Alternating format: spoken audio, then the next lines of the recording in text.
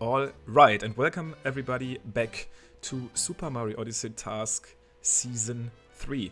I'm joined again by SmallAnt to look into task number 3, which took place in Sand Kingdom. What's up, SmallAnt? Hi there. So after some relatively quick tasks, especially task number 2, which was obviously in Dungeon Kingdom, the one before this, we do have a task here with lots of objectives. If we just line them up here, we have warp to a checkpoint, touch a checkpoint, get a gray moon, which is a previously collected moon, hit or destroy, in this case specifically, 3 cacti, and bounce on one of the flowers. And Sand Kingdom is huge and tremendously open, so I feel like technically there's a lot of places where you can piece together a route.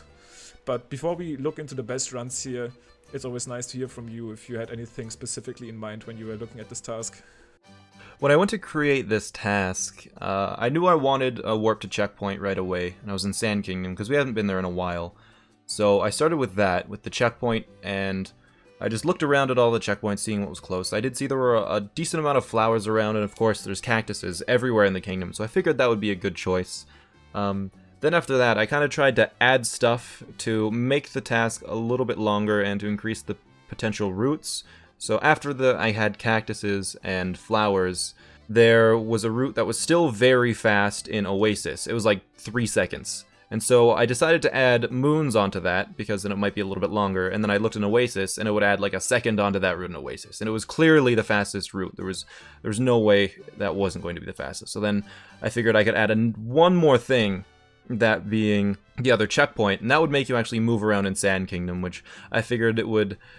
some people would be able to use the Jaxi to destroy the cactuses and bounce on the flowers maybe, and there's some other routes, like in this one in the ruins that we saw, where the people are just doing some really fancy movement to move around and hit these cactuses, or the cacti. I love that insight on how you kind of like create the task for kind of assuring how it's not like one blatantly clearly fastest route that people just end up grinding. One fun fact about this task specifically, actually, it caused me to kind of roam around a little bit more in the post-peace Sand Kingdom, and I ended up finding like a little darker side route improvement that saves like a second or a little bit more, just because I was like roaming around. It kind of like inspired me to check out more stuff, which is pretty interesting. But yeah, we obviously do have very fast boys here again, managing to get top 4 this time. And let's look at these runs. Let's see what they did a little bit better or differently to assure that they came in at the top. Right, we have Zenrave here this week, which we haven't seen Zenrave in top 4 yet this season, but I think in last season they had a few pretty good placements later in the season, but we haven't seen them yet. So that's cool to see that new person in first place that we haven't seen in a while. True, I remember him, I think from somewhere. It might have been the Ruin task. I definitely remember his task. I'm pretty sure it was the Ruin task where he got at least top 4 in, which was pretty movement intensive, by the way, in Season 2. But yeah, managing to get first place. I like starting from the bottom though, and this is Miles Pro this time. Previously was able to already get some early wins in the season. Not winning task 2, getting second, but winning task 1 and is back at number 4 this time.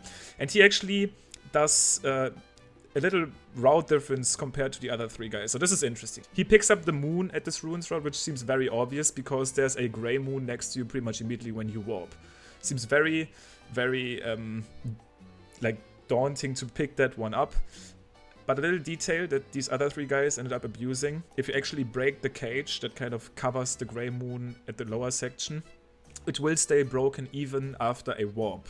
So the other 3 runners utilized that, kind of taken a little bit of a cleaner line towards the end objective, which will be the flower for all 4 of them, and cutting down the time a little bit. I actually haven't gotten insight really if Miles knew about this, because he's a very seasoned runner in pretty much a lot of categories, so he might have actually known that the cage would be open and just decided to go for this route anyways, because the movement is pretty like weird to figure out for this cage route. And we can't actually see on his screen if the cage is broken or not here, so we don't really know. Yep, we won't find out. But once again, I'm pretty sure he actually might have known. Miles runs a lot of different speed categories of Super Mario Odyssey, so probably just his preference here in this route. But let's start off by looking at his run. He cap dives over to the moon. You can actually get a cap dive out of a warp and spin pounds back to kind of fall down all the way. It doesn't actually ground pour anything. It was fastest to just keep falling. And then the first mechanic comes in here, which actually also makes this route at the ruins so strong. If you keep your camera on these cacti for a little bit, they will actually kind of go into this chain reaction where you hit one of them and then it will basically start this chain reaction where it will break 3 at the end. Yeah, that's something that's really a lot of people utilize in this task too. Save some time, is the chain reactions with the cacti, so they don't have to throw Cappy as much, which it did. Obviously it saved time because all the top runners did end up using this mechanic.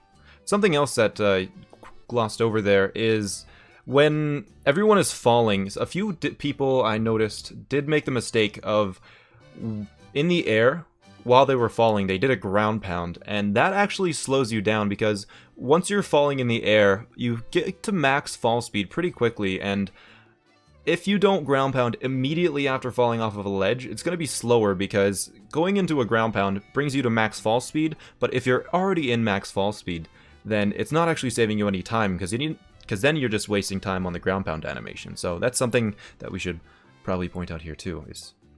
Actually, I'm not sure if anybody in top 25 did it. I did a route initially that kind of looks like Miles' ones. When you get the spin pound under the moon, it's actually perfectly spaced for you in a way to end that roll on the ledge of the tower, and then you can actually spin pound down without losing any time to a ground pound animation. But that also ended up being slower because you couldn't get a clean line to those moons, so you ended up ground pounding on the higher ledge and having to roll boost, which is also slower than just normally falling. That would have been better than just a ground pound, but yep, normally falling ends up being the fastest movement for descending here. I believe at least one person in the top 25 did that. I think it may have been Everett. Okay, very cool. I really wanted to make this work. Ended up being a little bit slower than other attempts I got later on.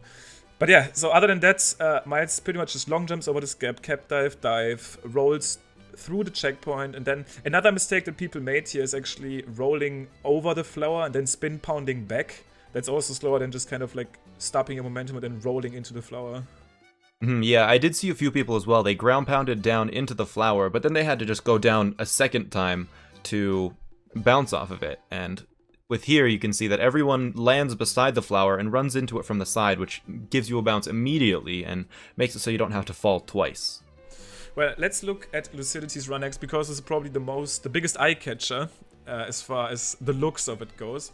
He really flashy. And also Circle both decided to route in a little down throw there, which, while looking very fast, ended up actually barely being fast, or maybe not even faster at all. Looks pretty much about the same speed if you compare to Zenrave, who didn't do one.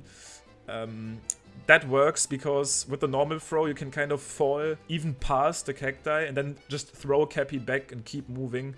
For the down throw, you basically get the cap throw done a little bit earlier, but you still gotta move towards the moon anyway, so it doesn't really save time in that specific case. Looks flashy though. Joy-Con only strat, obviously. But yeah, Lucidity does do 2 edge roll cancels. So you can actually roll cancel off of edges and kind of keep the fast momentum. Does this twice to go over to the moon, gets the roll cancel jump in, and hits the floor extremely fast. For him, I think the second roll cancel actually ended up losing him time, because he wasn't quite sure if he was going to make it over to the moon without a dive. But the dive he had to do there ended up losing his momentum. He got into the dive animation, and that was the point where Circle kind of ran away with it. Because he didn't do any of these, he just basically did a normal spin pound down throw towards the characters, and then it's long jump. And we do see that sometimes these long jumps are just a little bit more optimal. It is known at this point that the initial long jump will slow you down, but if you make it work in the correct line and you just don't long jump for too long, it's still pretty fast. Yeah, it's in this case, the reason why the long jump here does seem faster is because it is just a straighter line than doing that roll cancel off the ledge. You can see Lucidity turns almost 90 degrees, whereas Circle, he's just going straight all the way over to that moon. Yeah. And then the only difference I was kind of briefly glancing over this between Circle and Zenrave here is, once again, Zenrave doesn't go for the downfall, but as they touch the moon, they're pretty much tied. The only time where he really speeds up is the very last section. They kind of spin pound at the gray moon there at the same time, but then he does his dives very, very quickly. As soon as he touches this upper ledge, the lead gets kind of visible. Also, his roll cancel jump there is kind of optimal because he doesn't really go left or right, just keeps straight, moves towards this flower, and hits this just around 0.1 earlier than Circle, and kind of making the no Joy-Con strat work. I'm proud of this man. Big fan of the Pro Controller, and manages to make that win still. Joy-Con Master Race. Oh, I agree to disagree, SmallAnt, but I still care about comfy feelings when I game. Well, anyway, Zenrave just barely winning this. I'm very happy to see Circle again, and also take these people taking these runs really seriously. This might actually motivate me enough to also put more time in. Very skilled gamers right here, and definitely motivates me to also compete a little more serious in these tasks. This one was extremely fun for me. Once again, actually, since I love Sand Kingdom so much, especially in this state, got super sidetracked looking at like darker side routes, but this was so far definitely my favorite task. Very well designed. Was also pretty interesting to hear your insight in this, because initially when I looked at this task, I was like, yeah, I mean, let's just go to Aces and get a 3-second time, and then I realized you gotta touch another checkpoint, and this route was suddenly invalid, basically.